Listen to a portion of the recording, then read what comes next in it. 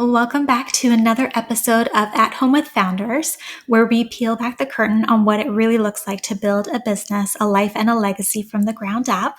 Today's guest is someone who embodies the heart of community, not just as a strategy, but as a mission.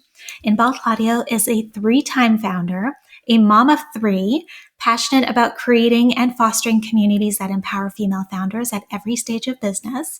From virtual platforms to in-person gatherings, she's built spaces that inspire connection and support, transforming not only her own business, but the lives of countless women in her community. As the founder of Like-Minded Collective, Inbal's work is more than just about growth. It's about belonging. She's also a community strategist and business consultant, helping other women cultivate thriving communities that spark referrals, loyalty, and sustainable growth. So welcome, Inbal. I'm so excited to have you here. So incredibly honored to have you as my guest and excited to learn all about your story and your journey and your advice in building community. But before we start, I'd love for you to take a moment and share a little bit more about you personally, where you're located, what's going on in your life right now. Yeah, thank you so much, first and foremost, for having me. I'm so excited to chat all things community today. So I am originally from Israel. I moved to the United States when I was 3 years old and grew up mostly in Orange County. I have three children. They're 6, 4, and 2. They are amazing. And also I'm very grateful that I get to do what I do with the help of a village, essentially, and a very, very supportive husband. I have been cultivating community ever since I can remember. Growing up, birthday parties, I'd invite my Jewish friends, my school friends, my work friends, and everyone would always leave with a new best friend. I did a stint in North Carolina. My husband was in the Marine Corps. And so every time I'd come back, I'd round up all my friends and we'd all go to dinner together. It was like a group of 10 to 12 girls. And it was always so much fun to just bring people together again. So when, I started to naturally build community in my businesses, I just saw the growth and the just, loyalty, I guess, that people had because they knew me, they knew my mission, they knew my values, they knew my products, and it just helped kind of grow everything along the way. So yeah, community is my love language. I love it. It's just like a part of me, and everything I do is just kind of friendship first and business second. So that's a little spiel. I love that. 3 young children. That's a lot of energy to exert. Like holding space for your community is one thing, but then also having 3 young children that need your attention and whatnot. Also a husband and like taking care of yourself and also having a social life. Like that's a lot. It's a lot. Yeah, yeah, it is. But, I feel like I'm always really mindful of the stage of business that I'm in. Like-Minded Collective is a tech startup. I built it completely from scratch. And so when I was building that and right when it launched, I was, communication is key, right? In any sort of relationship that you have, business or personal. And so I always told my husband, like, hey, like I need an extra hour here, or I need to work on the weekend here. I am really mindful about having my phone around my kids and being present. So now that things have simmered out and everything is kind of like there's no fires, the mornings I wake up until my kids go to school, there's no phone. The second we get home at 5 o'clock, there's no phone until they go to sleep. And I'm super, super present with them. And I've seen that is kind of what works best because when my phone is out even, and I'm like, oh, let me just check really fast this email. And then things happen and then the anxiety and then the to-do list and the brain starts to go and then I'm not present. And so I think it's just really being mindful of like, where are you at in business? What do you need? How do you communicate that? And just being totally open with the people around you because no one's a mind reader. Absolutely. Communication is clear, especially in that Yeah. regard. And I totally get it. As soon as the phone is out, the distraction's right there. Like I walk away from things cooking and burn them all the time. Yeah. As soon as I like the work creeps in, it's done. Absolutely. Now let's go right back to the beginning because we want to learn about your founder story, your journey building your business and your community. Before you were a founder, what was that moment that sparked the idea that you should and could build something of your own? I always feel like I had it in me. Um, I say this all the time. I'm pretty unemployable. Um, I think because I have an opinion, I don't keep it to myself. And I always see how I can make any situation or business better.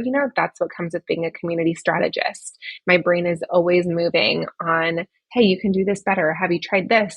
And in my past, it hasn't really been received well in a few of the companies that I worked for. I worked in the service industry from when I was 16 until I was like almost 30, I think.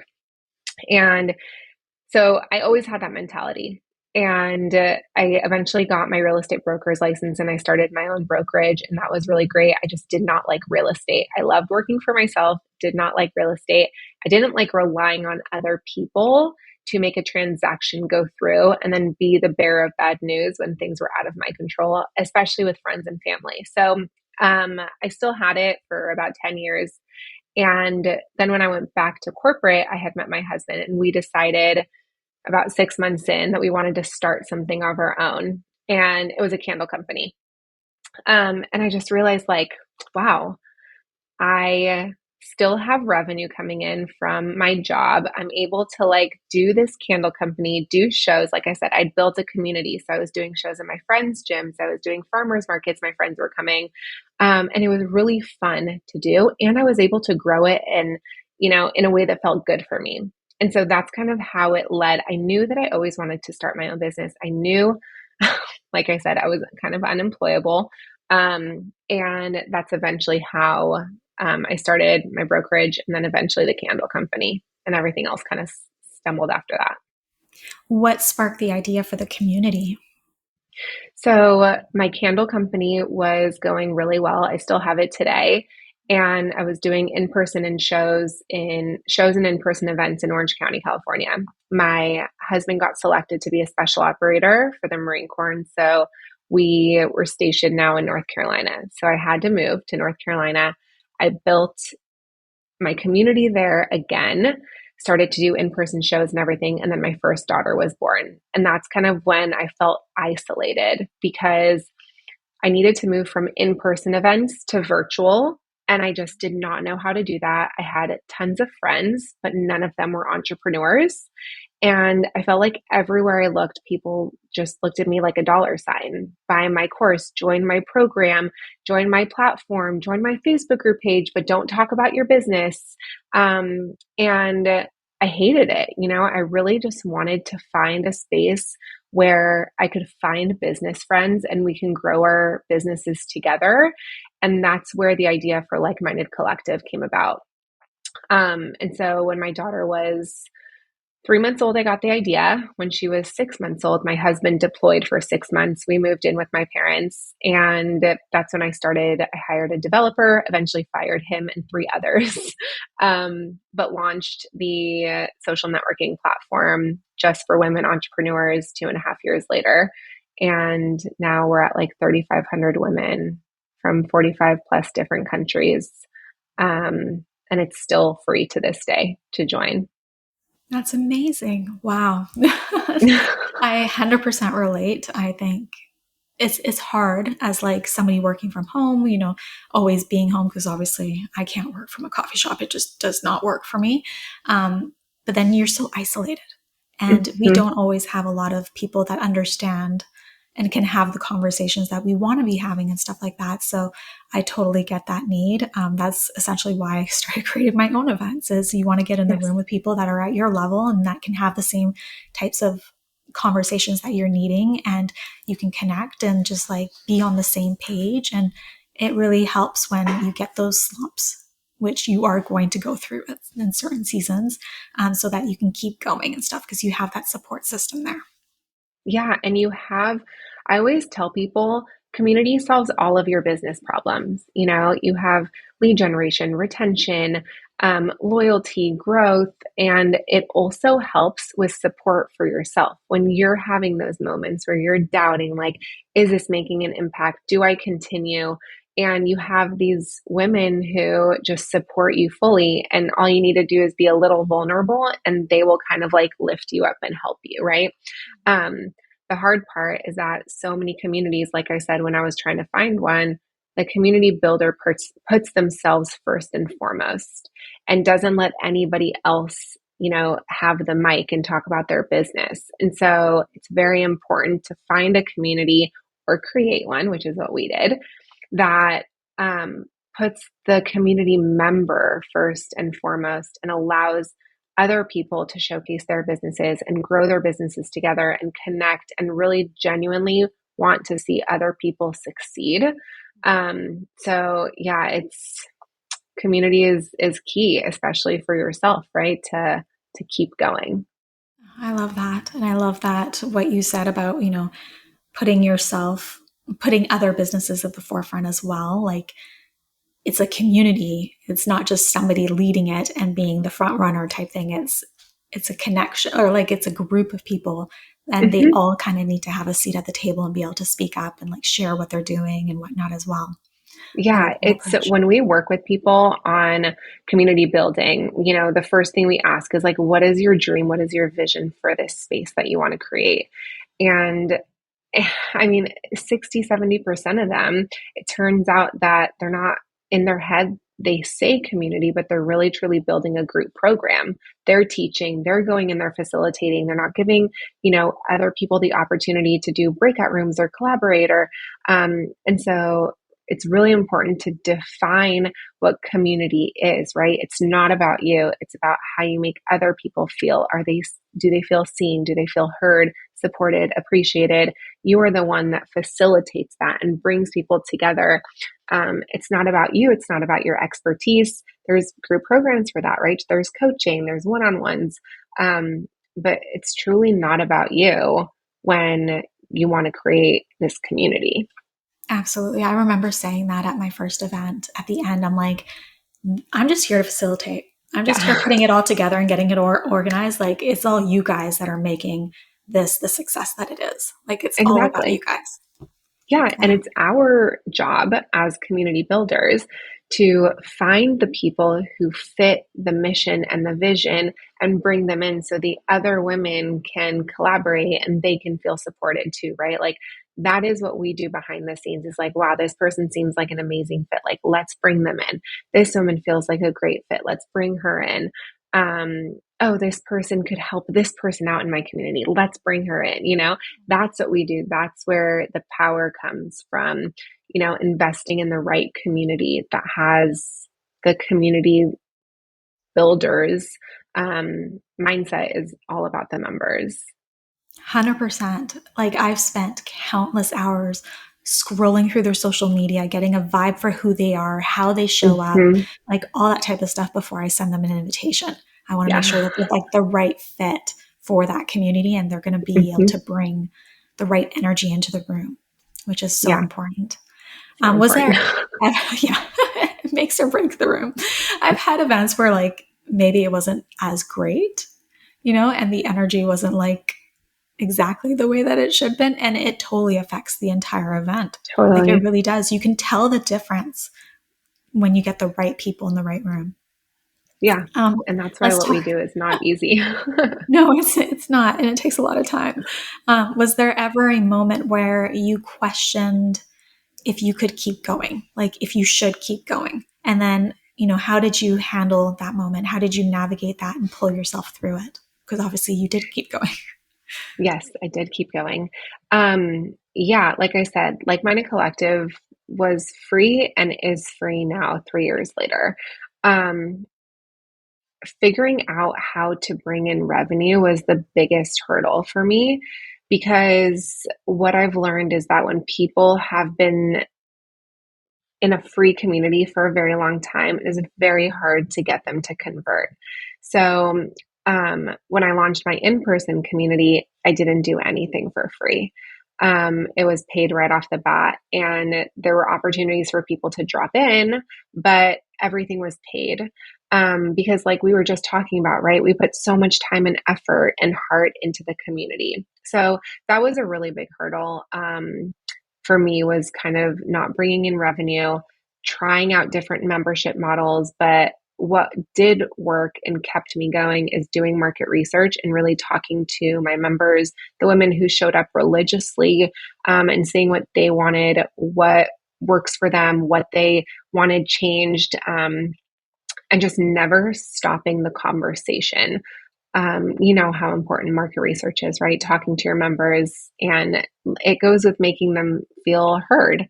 Like they are a big part of this. And so I think that was it. The community was free for so long. I wasn't bringing in revenue. I was putting so much time and effort, and I didn't see the conversion.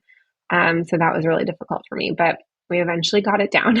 I launched an in-person community, and now I have my co-working space also, which is amazing. Oh, that's awesome. That's the dream, to have your own space where you can hold these events. Cause like, I don't know where exactly you are. Like, I don't know the pricing and all that stuff and like the economy there, but here in Vancouver, the pricing for anything is just astronomical. And it takes a lot of money to put on these events in the type of space that you're wanting to have the certain vibe of your brand and like all that type of stuff. But like, holy Hannah, like it's a lot. It's a lot. You have to charge. And you have to like look at other ways sometimes to make it doable for people. Like bringing in sponsorship, which is like a whole other bag of beans that you have to get into Yes. as well. It's just, there's a lot. So yeah, Yeah, I there would, is a lot. We got a sponsorship with a co-working space for like the first, not the first, like the 6 months, the first 6 months we hosted events in my friend's boutique. So that was really nice. We just did one event a month. And then when I started to incorporate more of like the coffee meetups, we would just do it at coffee shops. We would do community walks. So that was free. And then we got a sponsorship with a co-working space. So we were able to host our monthly bigger events there. So that was really nice. And yeah, when that ended, I found one other co-working space that we paid for space, but I call it like forced transition. Like I wanted to open up a co-working space in 2027, but I was forced truly to open it sooner. But it makes you realize, you're able to do it. You're able to pull it together. You figure out what people need and will they purchase it? Is the membership make sense? So yeah, it's not cheap. Sponsorships are key, and not being afraid to ask. yeah, absolutely. Now, there's a difference between building a business and building a community. And I think people kind of get that a little bit confused. So, what did it take emotionally for you to start and then also nurture this community, the like minded collective? Um, yeah, so I think that is, or I had the misconception as well in the beginning, which is why it was free. But truly in my head, the community came from Like Minded Collective. The business came when I started to incorporate advertising and sponsorship opportunities. And I realized, hey, I'm bringing in all of these women together. They're showing up to events. They're logging into the platform. They're chatting. They're commenting. How do I make this a business without necessarily just launching memberships, which I told you were difficult to figure out in the beginning. So I added newsletter sponsorship opportunities to people, which was great. I built out, this is the perk of building out your own platform. You can add things, remove things, change things. So I added a resource page, which I still have, and I charge people monthly for that. I also added advertising space inside the community. So when people were scrolling the feed, people could advertise their product, service, podcasts. And so I was always figuring out like, yes, community is key. However, how can I turn this into a business? And the only way I can make it a business is by bringing in revenue. And I have an audience. That's the one thing I have, an engaged audience. And so that's kind of how I incorporated the business aspect. When people ask me, how are you going to make money all the time when I was building this, advertising was always at the forefront. I'm like, Facebook makes money and it's free. Of course I make money in other ways, but to me, I was like, advertising, you build it, you engage people, you have them log in and, build your email list and all the good stuff. And then you turn it into a business that way. So I incorporate that, the virtual community also. My in-person community, I offer a event sponsor. So every in-person like monthly event that we have, somebody can be an event sponsor. They're in our post-event email. They get 2 minutes to intro themselves instead of the usual 30 seconds. We kind of build out perks for them. And so that also helps bring in revenue. It's a I love that. win-win. They Yeah, get visibility, we get revenue. that's great. When it comes to building an authentic community, what do you think most people get wrong in the process? I think it's what we talked about before, where they only focus on themselves. Okay, that's the biggest one.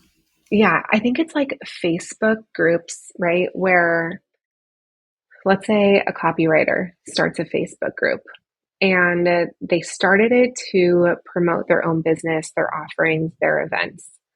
And another copywriter comes in, and now they're threatened that this other copywriter can take their clients, take the, message people on the side.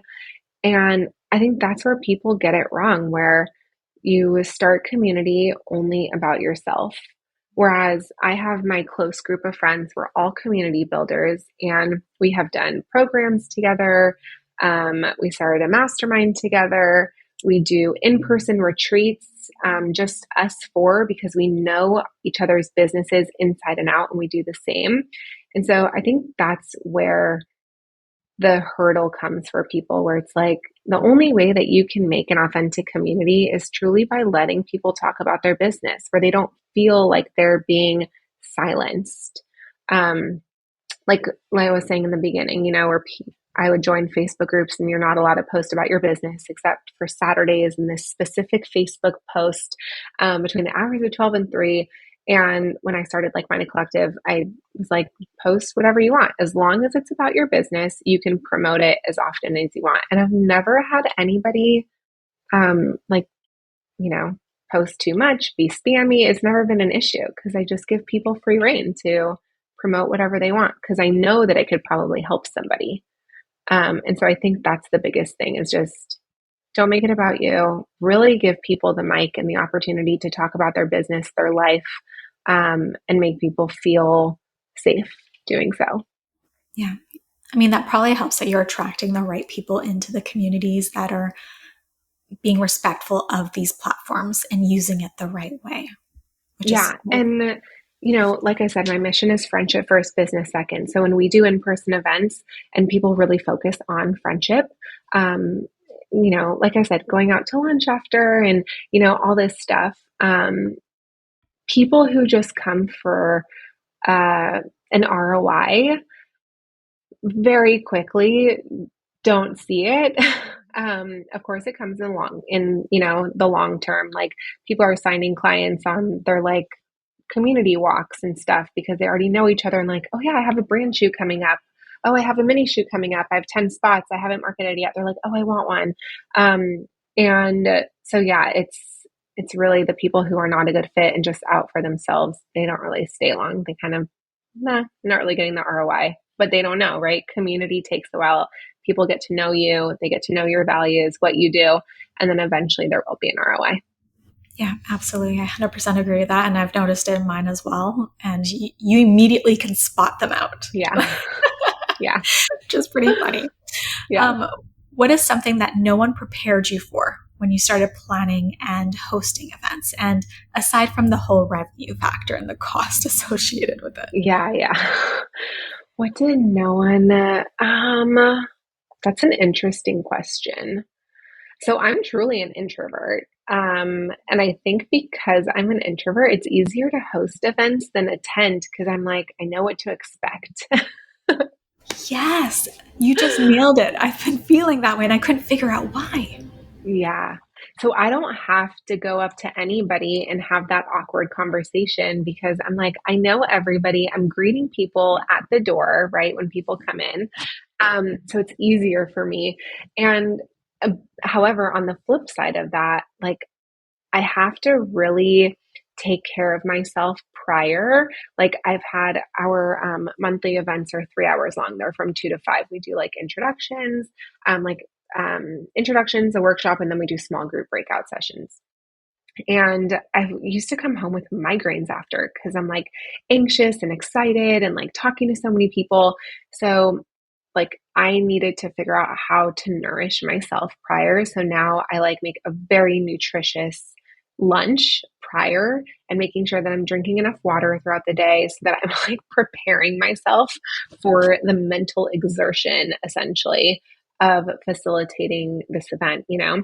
If it was a room full of my members, it would be no big deal. But because there are new people and I'm like introducing myself and making sure that they're having a good time and making sure that they feel seen, it's a lot. It's a lot. So yeah, that's kind of one thing where nobody really can prepare you for that because you don't really know. One other thing though, I would say is that it's kind of on the flip side where it's a lot easier than people think. You know, when I always tell people, like, all you need is a location, either in person or a Zoom room, a day and a time. That's truly all you need. Just bring people together in a coffee shop. Like, it's so easy where you don't have to plan too much. You don't have to get the balloons and the charcuterie. Like, the magic happens just by people being together. And so that was something that I've also kind of learned and seen. And you don't need 25, 30, 40 people. It can be as small as 2, 3, 4, and there will be impact in the room. Yeah, I love that. Totally resonate. Absolutely felt that. And I couldn't figure out why I'm like going to networking events. I'm like, heaven help me get through this day. But then hosting events, I'm just like chill about it. Not Yeah. nervous. Like everything's good. I'm like feeling good about it. I even once said, I'm like, that was like the easiest thing I've ever done. Like it's insane. But I'm so introverted where like I cringe going to networking events or any walking to a room where people are already in their circles talking. And I'm just like, Yeah. oh, So what I've seen help, like what I always tell this story. I was like 2 months postpartum with my third baby, and my mother-in-law was visiting, and it was LA Tech Week. And so I'm like, I have to go. This is like the perfect time for me to like kind of get dressed up and go and feel good about myself, make connections. And I went, I drove up to LA and I go up to the rooftop of this like Venice Beach hotel, and the elevator opens, and there's like 500 people on this rooftop. I know. And I'm like, oh my gosh, do I turn around? Like, if I turn around, I wasted basically 4 hours of God knows what's going on at home with like 2 kids and a baby, my husband and my mother in law. Or I'm already here. Like, I just need to step out of the elevator. Can I do it? And I did it. I went and it's tech, right? So there's not many women. So I saw a group of like 3 women talking, and I just walked up to them and I said, hey, can I join you? And from that day on, that was my line. And they were like, yes, of course. What's your name? What do you do? And like, it was easy because I had that one line, like, hey, can I join you? And nobody will say no.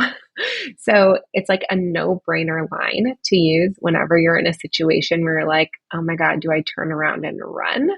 Or can I take 2 steps out of this elevator and just start the conversation? And so I did it. I was very proud of myself, and you can too. I used something similar for the first time in a last event that I was like very nervous to be at. And I just walked up to a table and I was just like, I'm just going to squeeze in here. And they're like, absolutely. I love it. Yes, So exactly. yeah, find your sentence and just like walk Yes. out because nobody's going to say no. They're not going to be Yeah, like, you know what I mean? Like I that's just know. not going to happen. No, nobody will say that. No. Yeah, they're more than happy to meet. Like it's just getting out of your own way. It's so funny. And that's why people are there, right? They went to this event to connect and meet and see if like there's synergy. So of course they're going to want to talk to you. Exactly. Everything is in your head. It is. It is. How do you approach event curation in a way that turns attendees, people that maybe are also introverted, and as a guest, they feel like they just need to observe and watch and not maybe participate? How do you turn them into participants and make them feel comfortable to open up and like ask questions and share their story and stuff like that? Yeah, that's a good question. So the biggest thing I do is I always greet people at the door. Um, I mean, within 2 steps, I'm there, and usually I know their name. So that definitely helps, right? I'm like, oh, Jessica, right? I'm like, yeah, I'm like, hi, I'm Inbal. So nice to meet you. And at in-person events, it's a little bit easier because you're like, oh, where do you live? How was the drive? Remind me what you do again. And people love talking about themselves. I also like to give everyone the opportunity to introduce themselves. So I also like to prep people before. So I send out an email 2 days before an event, giving them like the itinerary, right? 2 to 2:15, people are walking in, introductions. So the introverted people usually show up at 2:15 before like the structured stuff happens.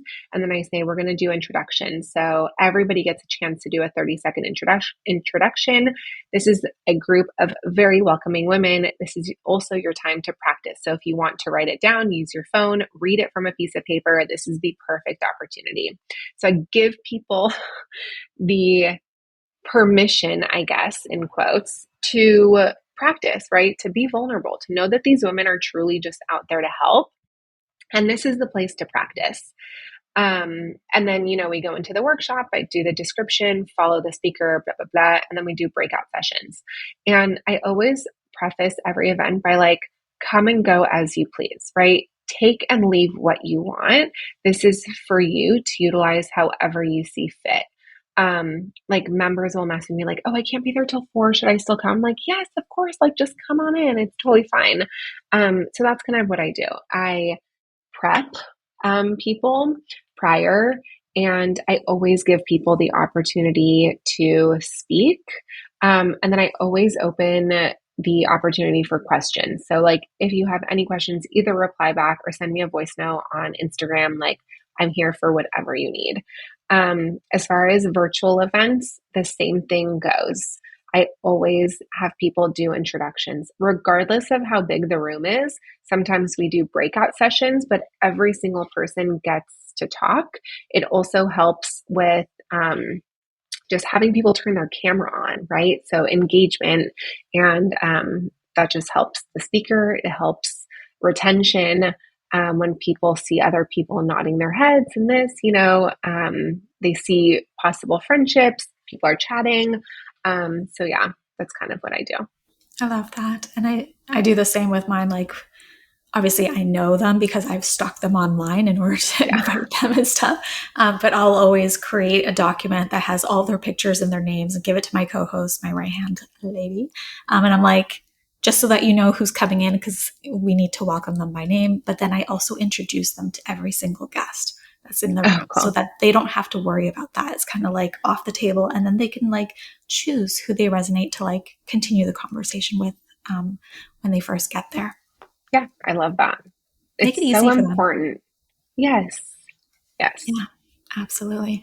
Can you share a moment, maybe it was during an event, either a success or a failure, whichever one comes to mind more, that has stayed with you and reminds you why this work matters so much? Um, oh my gosh.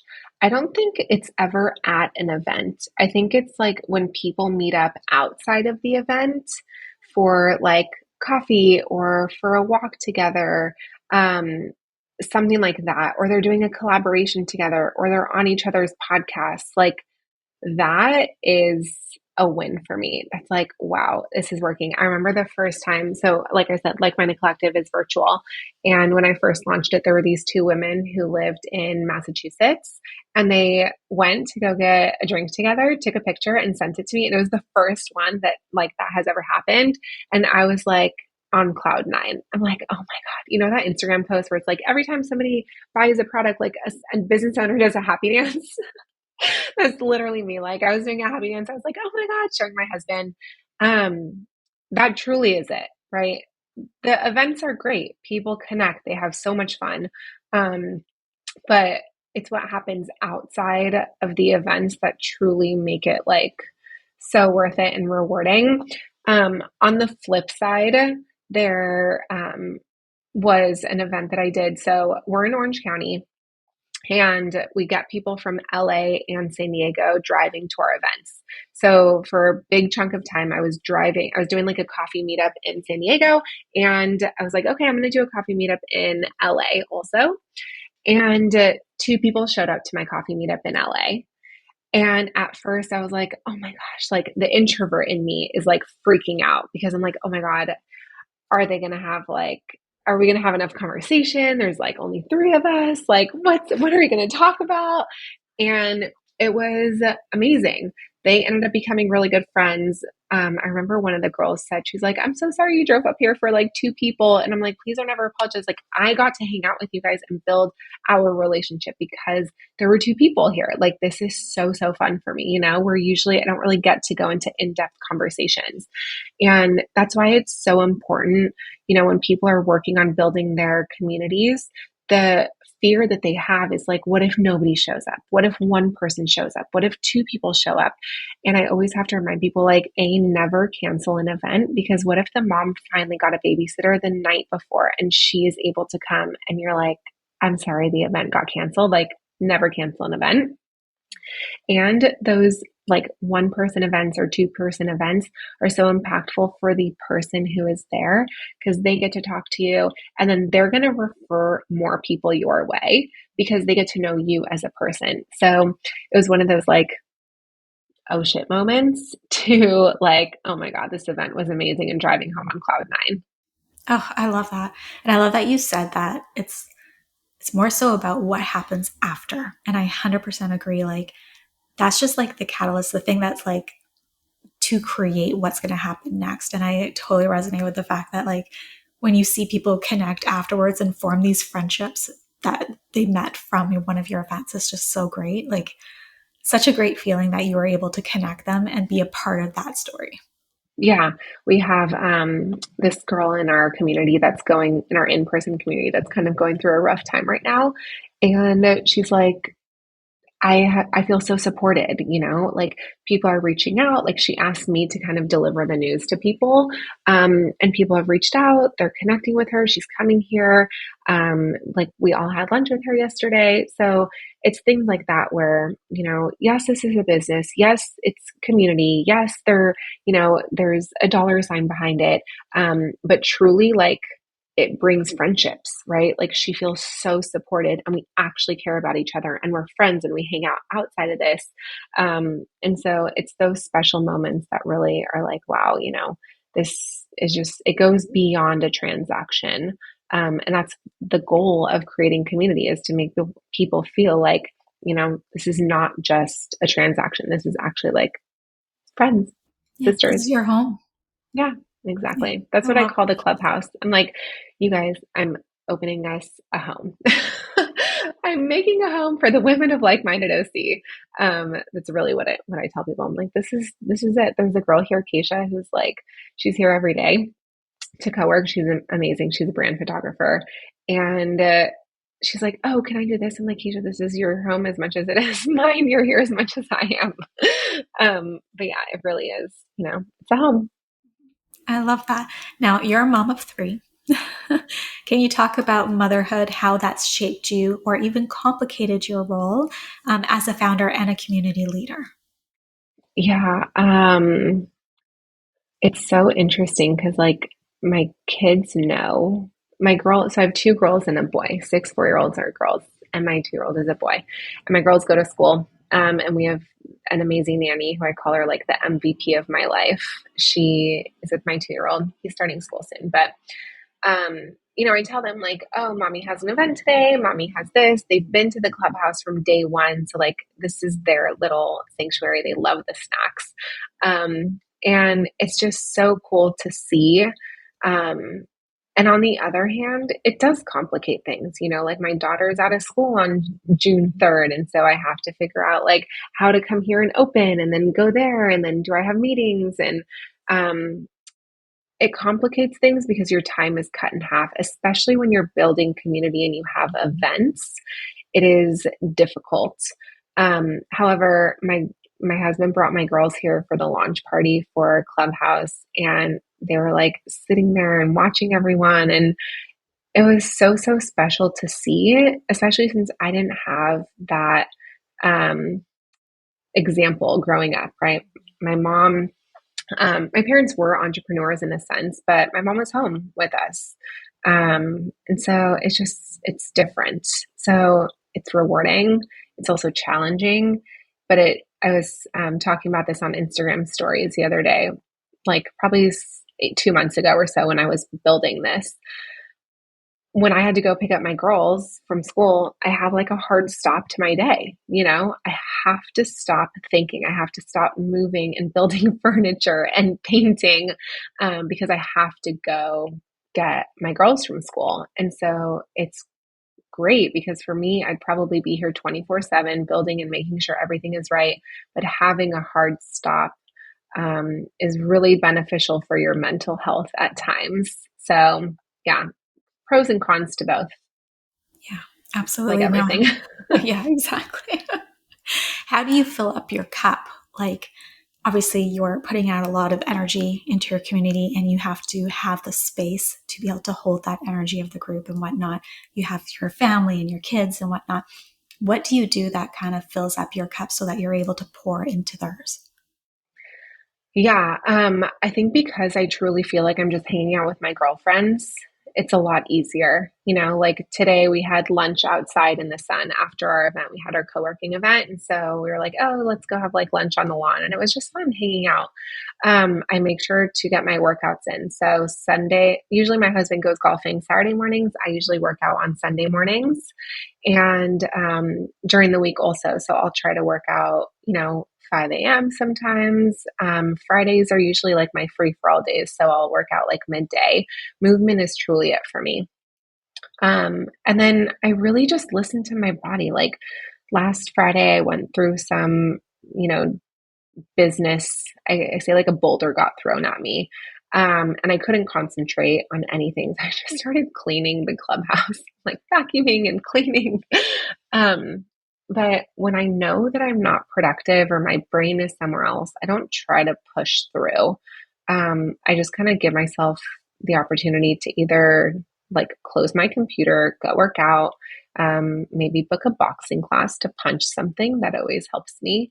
Um, but yeah, I have learned along the way that trying to push through when you're not mentally ready and forcing yourself to be productive will make you, you know, be even less productive as opposed to taking time for yourself to do whatever you need to do and then coming back and revisiting is usually the best way to go. But I listen to myself. This was actually really difficult. I was just talking to a friend about this because when we hired our nanny, I felt like I always had to work. I couldn't take time off because we hired a nanny. And my husband told me, he's like, you used to work out every single day. You should start working out. You'll feel better. You'll be more productive. And so I did. It took a while to get used to it and give myself permission. But yeah, I gave myself the time and it helped tremendously. I love that. Yeah, movement does so much. I've Mm-hmm. definitely noticed a shift since I've been doing it more regularly in the last few weeks, but like it does create like mental clarity. Yes. Like, I don't know, like you're moving energy out of your body and stuff like that as well. And yeah, that's something that everyone should be doing on a regular Yeah. basis. Like, start there if you're not doing anything. Yeah. And there are so many other ways, like I said, I had a huge boulder hit me last Friday. And so I scheduled myself a CEO day a long time ago. And so it was scheduled for Monday. And I needed to just like something else hit me that morning. And so I gave myself the first 15, 20 minutes before I dove in. I booked a space at a co working space outside of the clubhouse. And it was like this beautiful co-working space overlooking yachts in Newport Beach. So I got my coffee, I sat out there and I just journaled, right? I didn't feel like I had to jump into work right away. I just got everything out of my head on paper and that also helped. So journaling, salt water, the beach, sand, grounding. Yeah, I just let myself stop sometimes. which we don't really get to. I posted that morning, I always feel like I'm needed. I'm needed by my family. I'm needed by, the co-working space to let people in. I'm needed by my friends. I'm needed by my sister. I'm needed by my kids' school, something. And so finding a way to not be needed is truly just silence is the noise sometimes. Yeah, absolutely. Now let's talk about the community. If somebody is interested in learning more, like let's talk about the different ways that they can plug into this community. Yeah, so Like Minded Collective, the platform is completely free. So you can join at likemindedcollective.com. We have two tiered memberships. So one is Light, LMC Light, which is $19 a month. We do one networking call a month, one workshop, and then you can also create your own sub community inside. And then we have LMC Elite, which is more hands on. So we meet every single week for business, like masterminding with peers. We do small breakout rooms. Everyone can ask a question. It's like really an amazing community. And then if you're local to Orange County, like Minded OC, we have a weekly membership or a membership with weekly events, all based around wellness, business, masterminding. And then the clubhouse also is our co working space for anyone in Orange County. But Like Minded Collective, to plug in for free, post on the feed, connect. It's just a magical place. I love it. All right. Well, I highly recommend everybody go check this out. I'm definitely going to be doing that this week. But thank you so much for coming on, for sharing your story, for sharing your journey building this community and this business.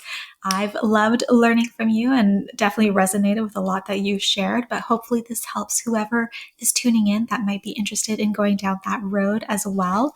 But if you have additional questions, please feel free to reach out to Inbal. Join her community. You can learn a lot through that as well. But thank you so much. It's been so lovely chatting with you and learning about your story. Thank you so much, Jessica. Yeah, I told you, I'm like, we could probably talk for hours on community because we feel the same way. And we have the same values around it. So I love that.